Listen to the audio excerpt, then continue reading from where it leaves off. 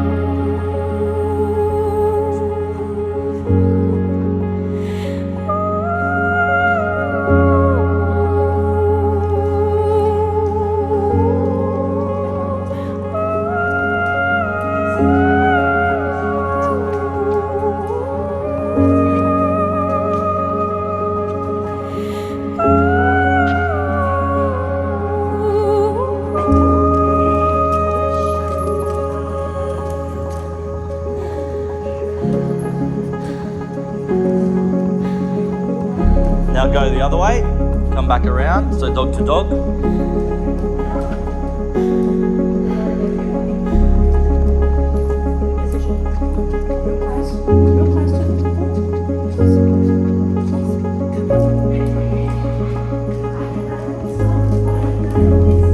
Heaps of praise, heaps of praise.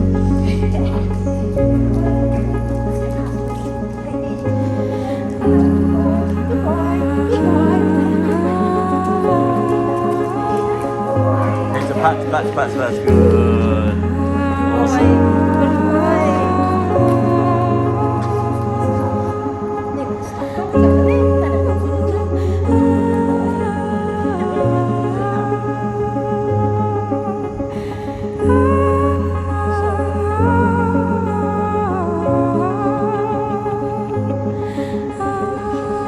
It's so funny because Harley used to be super reactive. And he used to be pretty reactive. Now look at them. They're just chilling. Good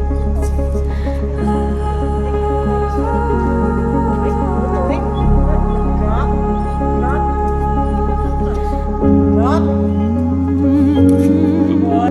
Good boy. Good boy.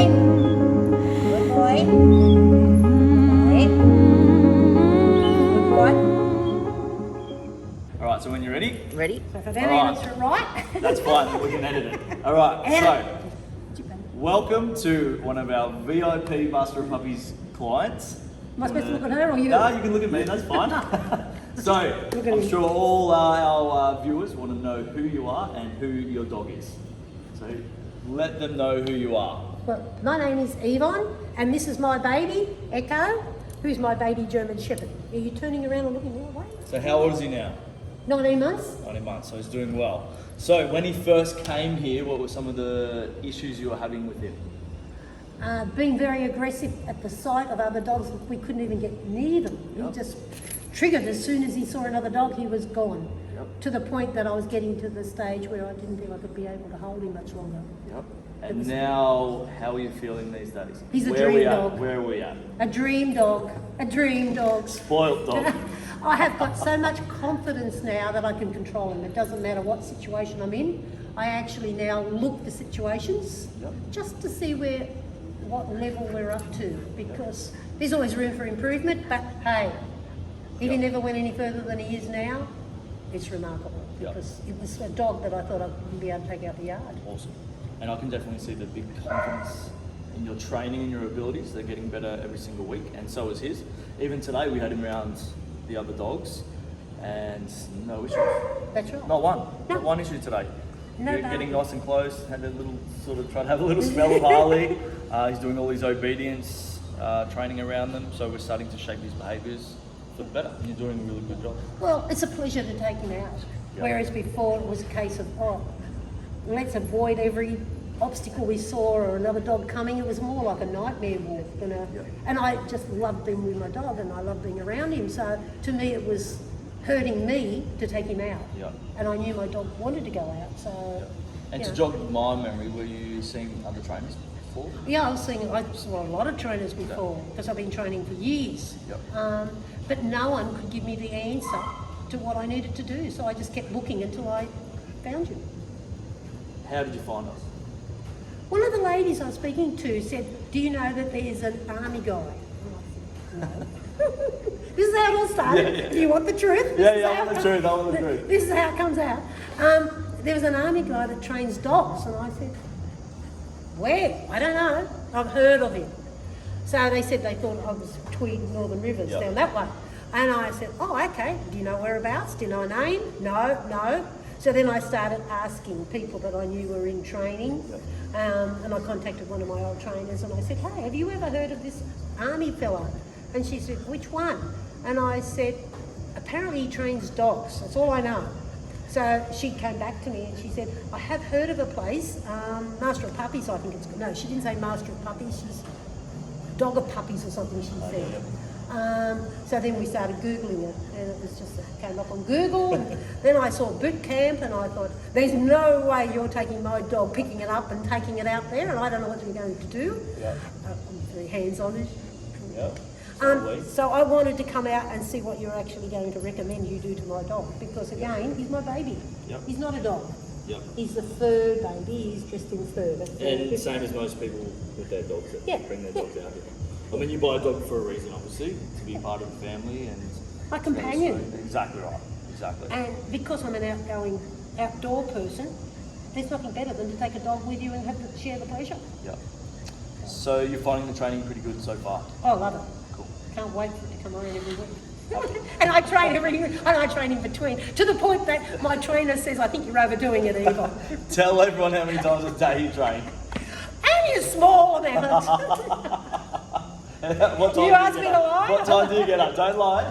What time do you get up to training? Well, we're playing ball in the kitchen with 21 tennis balls, but Kong balls, so they squeak and they're gentle on the teeth. Do all the homework. We're probably doing that from about 6 in the morning. What time is your last session? Oh, last session. Of the day. I have the lights on outside. Not every night. Some nights I do heed to the training of the 3 minutes here and 3 minutes there, but honestly, there's a lot of hours in the day when there's only 3 minute segments. So we develop our own play time, which involves a little bit of training. But he loves it. If he didn't like it, he wouldn't come to me and want to do it. Exactly. So he bounces off me, I bounce off him. We go to the park. We run around in the park. We do probably 3,000 steps in the park at a time. Just a small little walk. So I've had to tell her to ease up on her dog's training because I recommend to everyone to do 3 to 5 minute sessions. It sucks. As many as you want throughout the day. But she likes to keep pushing the boundaries and just keep pushing it out of her dog. But what happens if you keep pushing that? If you go too far? I don't push him. If he comes and wants to train, we train together. But when I do see the level of that training go flat, I know he's had enough. Exactly. So then I back off and say, right, rest time. Let's go for a swim or let's do something like that. I do give him some pleasure. Oh, definitely. He gets lots of pleasure, trust me. You see all those livers he just ate? Or he gets a brisket bone, or we just veg out together. We just lay down and he just lays on me. So he used to be a bit of a bigger boy too, didn't he? He did. He used to be 42, nearly 43 kilos. What have we got him at now? 37.6. Because he was. How are you feeling he's with his weight now? Oh, he's got more enthusiasm for training, and more enthusiasm just to get up. I mean, he sees me with joggers in my feet and he's there. I mean, he's sitting on the lounge while I'm putting shoes on. Yes, Mum, yes, let's go. So I look at it that he guides me on how much training he needs, because it's all right for Will to tell me, but Will doesn't know my dog like I do, and I feel my dog knows himself. So when he's there saying, "Come on, let's go, Mum, let's go," he's out the door. I know he wants to do something. Now, when I take a ball out, if he wants to play ball, well, he's up in the air or he's chasing it. If he just leaves it and walks away, he tells me he's had enough. So I'm guided by him to a degree too. I do listen to him. And that's good that you're able to read your dog as well. It's so important, Will, because it's all about him. One last question. What advice would you give to someone wanting to get a German Shepherd that's never had one before? Do your homework. Find out what a German Shepherd is, because they're like no other dog. They are a breed of their own. They demand a lot of attention. So people tell me, I mean, I give mine attention and I don't know I'm giving it. But you want the truth? I do. But they are a dog that needs companionship. They are a dog that needs a lot of exercise, and they are a dog that wants to be with you. I think if I went to work and left him all day, I think he'd just sulk, because he wants the companionship. He loves you playing with him. He loves you roughing his fur up. He just wants to be with you. That's my idea of a shepherd. And that's why I love a shepherd, because I think, you know, there's one over there that's not too bad. Harley, it's not you. Don't tell Bree. Harley, it's not you, sorry. Well, we've finished off a good session. I think it's a fantastic session. You're doing great. You're just pushing the boundaries all the time. Your dog's meeting all the expectations, and so are you. Yeah. Oh, that's good. Thanks, Will. But, very you know, happy. I just love the challenge of it all, because I believe your dog will do anything you want it to do if you treat it right. Exactly. It gets back to you treat your dog right and he will respond. Yeah. And I don't care whether it's just making him do a sit or whether it's doing the kindness. Yeah. Well, he's definitely come a very, very long way. You must see a difference from that first take over there. Yes, very much so. And so does a lot of people that have seen that video. Oh, It's had many, many views. I watch it myself, I don't know. I think, was that really what I was trying to, train? Yeah. Because he was like a wild dog. I don't know what a wild dog is, but it sure felt like it when I was holding him on that seat, because I was waiting for my bum to go on the floor.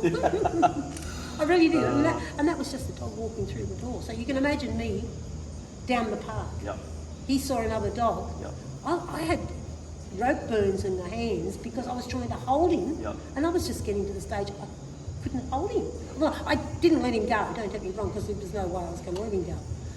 But, I was wrapping it around my waist, and I was standing on it. I was doing everything to try and just hold him. And people looked like you had some sort of a monster dog. No, it wasn't funny. I get it, because we see a lot of German Shepherds coming here and people doing the exact same thing. Yeah.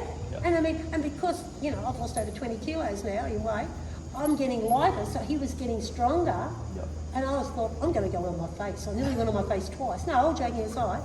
And I was just, what am I going to do? Because I'm not going to lock him up in the yard, because that's cruel. Yep. And I'd never part with him, because he's part of me. He's in my heart. So there was I had to keep hunting for an alternative. I've been hunting for probably, his whole life. Yep. Because he was a beautiful little puppy. Yep. And because of COVID, he just became, I can lead. I know I'm the boss. I know what I can do and what I can't do. Don't you try and tell me. And I was letting him because I thought it was funny. Yep. I think that's the pitfall you fall into with these puppies. Yep. You let them take over and you think it's fun and, but that won't hurt. But at the same time, he's mentally growing in his brain that I'm the boss now. And then when you try to bring it back, what do I always say that's lacking in these relationships? leadership, respect, and trust. Bang, you're all over it. Leadership, respect, and trust are the big ones that I say to every single person, and we can see it when every single dog comes in with their owner, when they've come in fresh for their new sessions. And that's exactly what was happening at the start. No proper leadership, no respect from the dog to you, and no trust as well. And we're very much starting to build that. You can see it. Remember when you came out and you met us and he barked at you and you said, bad manners, no manners. Oh my God, we haven't even made it in the building yet. And that wasn't to the dog. No, that's right. So that sort of put me in my place. I thought, we can only go up now. We can't go any further down. No, we're joking aside. But you opened my eyes up to just how bad he was. Yep. I knew it in my heart, but I didn't recognise it. And then when you showed me in the first session, there's no leadership here. You're not controlling your dog. Yeah, I'm holding the lead. So, it was me learning, me learning a new way of training. Even though I've been training dogs all my life, it's a different type of training. And I believe every dog has a different way of training. Yep. And you've got to find that your dog responds to. Yep. Exactly. And because I was doing the gentle approach training, he just walked all over the top of that too. Yep. So If that's I want to be positive honest. only force-free training. Yeah, so it's paid off tenfold. And I'm just so pleased because I can see now that how people could fall into a pitfall of coming 2 or 3 times and think, oh yeah, my dog's fixed, and back away from it, and your dog would go back to the old behaviour. Yep. By me coming all the time, not that I live here, but you know, by coming, I can see how my dog is growing. Yep. And now, look at the end result I'm getting. Yep. And we're not there yet, but you can see We're the definitely difference well on our way. by putting that repetition of training in and keeping that upper hand, I suppose you can say. You know, you look, because you've taught me that, you know, he's got to trust me. Yep. I've got to respect him and he respects me. Yep. That we're a team now, rather than 2 mules pulling in the opposite Yep. direction. Exactly. That's how I see it. Well, you're definitely heading both in the same direction now, which is awesome to see. Which and is- it's only getting better and better. Which brings it back into a 3-letter word. It's now fun. Yes, exactly. It gets more fun. It's all fun. It gets way more fun. Yeah. Obviously, at the start of the training, it is hard because you're trying to control some of his behavioural issues that he's had. You're trying to go through the basics of obedience, which can be tough as well. And I can see why people sort of get bored of the basics. But once your dog understands the basics, and so do you, and you know what you have to do, you have the skills, then everything becomes easier. Then it becomes more fun, and like we're doing with middles, heels, finishes, backwards, there's endless of what you can do, you know? I think it's you getting an understanding of how important the basics are. Yes. Because you think, once I've done the basics half a dozen times, oh, I know it. Why are we not doing anything more? Yep. But you've got to get that foundation. Yep. You've got to build that foundation and solidate it. You know, Yep. you've got to make sure that it's in your dog's head Yep. and your head. That we can't grow until you master this. Yep. And And, once you- and like you've found out, not everything can just be positive reinforcement only. Like, without going too far into, we're using the way of dogs learn called operant conditioning, which we've sort of talked about. Yeah. I'll try not to go too in depth with it. But it's obviously a way of dogs learn, and we're using all 4 quadrants of the operant conditioning way, which is, you know, shown us dividends at the end, you know, and we've got really good rewards of reaping the benefit from it now. That's right. Positive only training is good. We do a lot of that, as you've seen, like we've been doing Yeah. heaps of it before, and that's generally the fundamentals of how you teach a dog to do something. But then adding little bits of pressure here and there by guiding the dog into positions like we were doing before, Yeah. and even corrections if he shows unacceptable behaviour. I strongly think that they should be in every dog's life. And I think that's the key, the positive training. Because when I first started out, I was taking him down the park and he was going crazy, and I'm saying, "Good boy." And people were looking at me like I was had 6 heads. Are you for real, lady? Yep. And that's what they were looking at me, and they were treating me, you know, you need to call the pound and, you know, get him committed, sort of thing. And I'm saying, good boy, and they're looking at me. Do you really know what you're doing? I really, you know, I had one man who said to me, "You're not training him properly." You know, I mean, I copped a lot of slack in the beginning because people didn't understand, and they were ignorant to it and didn't want to know about it. Yeah. You know, I tried to explain to a couple of people, you know, they were looking at me and, you know, and once I did, you know, the circle, you know, he was a different dog, and they said, and, you know, I've had people now come up to me and say, "Is that really the same dog you had?" And I said, "Yes, it's the same dog." Yeah. And they said, "Gee, you've come a long way with him." I only had people say that to me through the week. Yeah, good. Yeah, is that the same dog? They thought I must have traded him in. I think he's In a house full of German Shepherds. I mean, he's here for life, and he's my one. But yeah, so I think that's something people have got to learn, that it is positive training, but it is that positive training that works. It's with the Positive, operant negative. conditioning, it's just Yeah, that one yeah. side of it. Yes. You know what I mean? And again, it doesn't, for 99% of the dogs that come in here, positive only is not going to work, No. especially with behavioural issues. Yeah. I've never, in my experience working with dogs, never seen positive only training get on top of behavioural issues, ever. Especially dogs like yours at the start that was having a go at other dogs, or especially a lot of other dogs that we work with, that are very reactive and some even aggressive, trying to put food in front of their face when there's another dog around, not to do anything. That's No right. matter how much marker training that you've Yeah. done. And over the years, the amount of times I've heard, oh, just take your dog to the industrial area and walk your dog for 2 years. Yeah. And then easing back into that situation. Situation, yeah. That's just mind blowing to me, or the amount of dogs that are on medications. Yeah. Because I'm not going to badmouth the vets or anything like that, but I find a lot of those guys are very quick to just chuck drugs at their dogs without sending them to a dog trainer. And I'm definitely not badmouthing them because I've got a fair few vets that are friends of mine, Okay. and I've trained a lot here as well. Yeah. All right, and they love this training method, and they definitely have got the benefits out of it. So again, the amount of dogs we've got off drugs, it's ridiculous, and it's a weekly occurrence. Oh, I got asked if I want to put him on drugs. Well, there you go.